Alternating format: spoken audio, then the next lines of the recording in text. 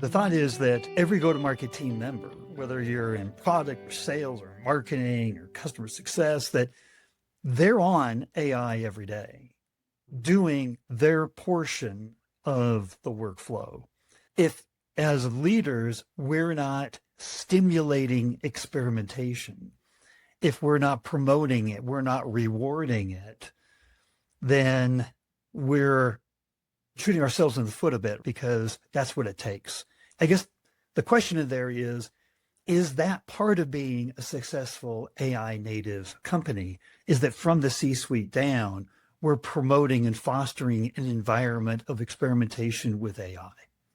Yeah, I think so.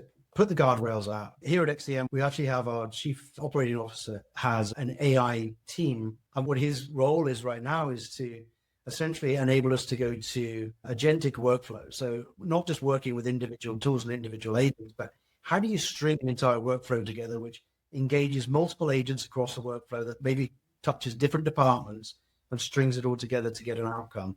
Whilst we're promoting adoption and experimentation within the company, as I said, we can all geek out with ChatGPT and ask some questions, but when you get to building enterprise grade multifunctional workflows that are touching multiple agents and so on and so forth, there's a little bit more to it than the experimentation. And that's why our COO has taken it upon himself to build a team that works then with all of those different departments to build those enterprise grade workflows, but leveraging all of the agentic capability that we have in the business.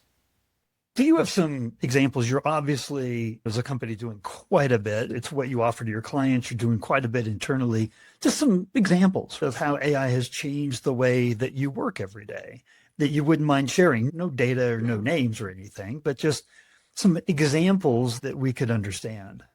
Yeah, well, as Chief Revenue Officer, one of the places I spend my time is with customers. We might have an account executive who says, Nick, we'd love you to come and meet customer ABC.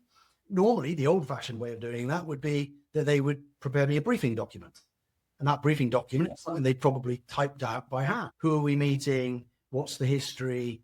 How much do they spend with us? What do we think the opportunities are? What is their business drivers, et cetera, et cetera. Now, we have a Gemini gem that prepares all of that, not for them. I prepare it for myself. So an account executive may say, hey, Nick, I want you to meet this customer. I don't ask them to prepare me a briefing. I go to my own Gemini gem and I say, please prepare me to meet with customer ABC.